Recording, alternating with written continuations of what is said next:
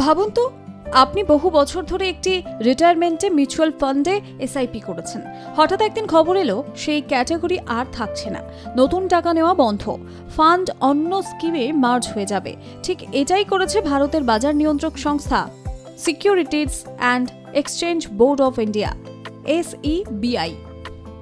26শে ফেব্রুয়ারি 2026-এর সার্কুলারে কেন বন্ধ হলো সলিউশন ওরিয়েন্টেড ফান্ডস, রিটায়ারমেন্ট এবং চিলড্রেন ফান্ডস, এর ভবিষ্যৎ কি, নতুন লাইফ সাইকেল ফান্ডস কিভাবে কাজ করবে, এক্সিট লোড 3% কেন, পোর্টফোলিও ওভারল্যাপ রুল কেন কঠোর হলো, আপনার এখন কি করা উচিত? কি সিদ্ধান্ত নিল SEBI?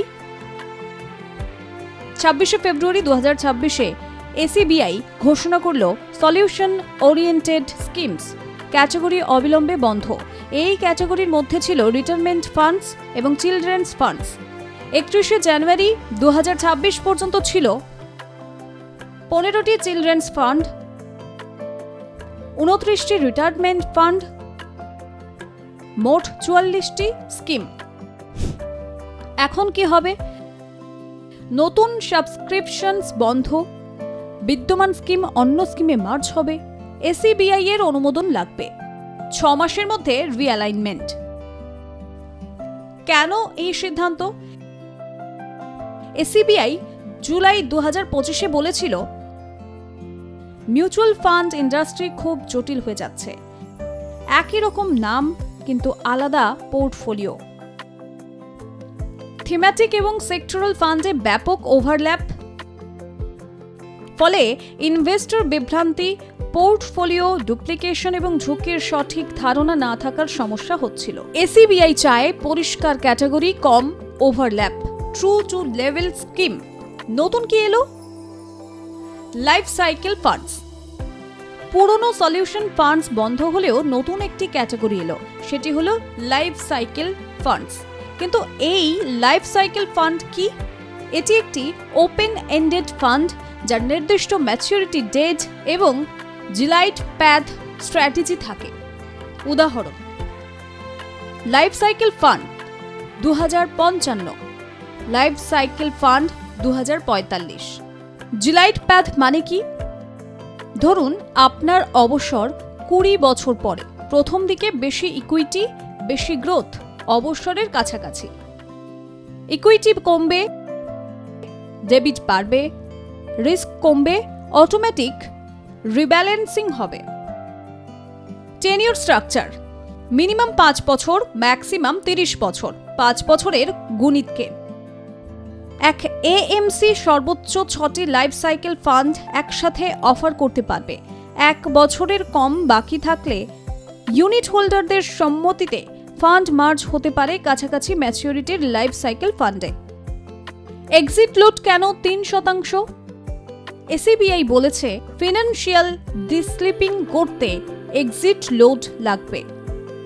স্ট্রাকচার: 1 বছরের মধ্যে বের হলে 3%, 2 বছরের মধ্যে 2%, 3 বছরের মধ্যে 1%।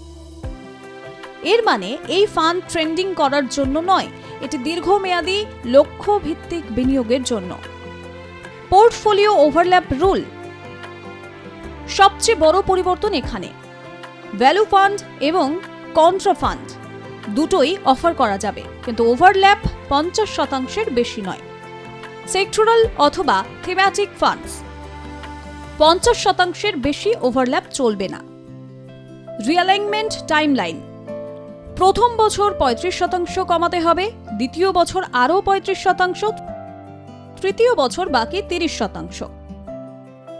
3 বছরের মধ্যে ঠিক না করলে বাধ্যতামূলক মার্জ, এটি কোয়ার্টারলি ভিত্তিতে হিসাব হবে। ডেবিট ফান্ডসে পরিবর্তন: মিডিয়াম টার্ম এবং medium to long term fund স্বাভাবিক অবস্থায় ডিউরেশন অপরিবর্তিত, কিন্তু ইন্টারেস্ট রেট ঝুঁকি থাকলে ফান্ড ম্যানেজার ডিউরেশন 1 বছর পর্যন্ত কমাতে পারবেন। লিখিত কারণ রাখতে হবে, ট্রাস্টিকে জানাতে হবে, SEBI-তে রিপোর্ট করতে হবে।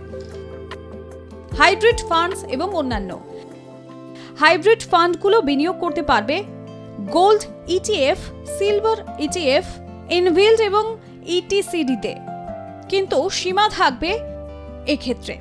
এছাড়া স্কিমের নাম ক্যাটাগরির মতোই হবে। High return, super growth type শব্দ নিষিদ্ধ এবং 6 মাসের সব স্কিম আপডেট করতে হবে। এএমসিদের মাসে মাসে ওভারল্যাপ প্রকাশ করতে হবে ওয়েবসাইটে। ইনভেস্টরস এখন কি করবেন? যদি আপনার রিটায়ারমেন্ট ফান্ড থাকে, আতঙ্কিত হবেন না। নতুন এসআইপি বন্ধ করতে হতে পারে। মার্জারের নোটিশ দেখুন, পোর্টফোলিও রিভিউ করুন, নিজেকে প্রশ্ন করুন লক্ষ্য কত বছর বাকি, রিস্ক টলারেন্স কত, নতুন লাইফ সাইকেল ফান্ড আপনার জন্য ভালো নাকি মাল্টি অ্যাসেট ফান্ড ভালো। Industry reaction. চয়েস ওয়েলথের সিইও নিকুঞ্জ সরফ তিনি বলেছেন, এটি ইনভেস্টরসদের জন্য স্পষ্টতা আনবে, লাইক ফর লাইক কম্পারিজন সহজ হবে, ইন্ডাস্ট্রি আরও ডিসিপ্লিনড হবে, দীর্ঘমেয়াদে এটি বিশ্বাস বাড়াবে। এসিবিআই আসলে কি করলো? স্ট্যাটিক রিটায়ারমেন্ট ফান্ড বন্ধ, ডাইনামিক লাইফ সাইকেল ফান্ড চালু, ওভারল্যাপ কমালো, এক্সিট ডিসিপ্লিন আনলো, নেমিং ইউনিফর্ম করলো। এটি set it and forget it যুগের শেষ। এখন গোল বেসড স্ট্রাকচার্ড ইনভেস্টিং এর সময়। ব্যুরো রিপোর্ট, আর প্লাস নিউজ।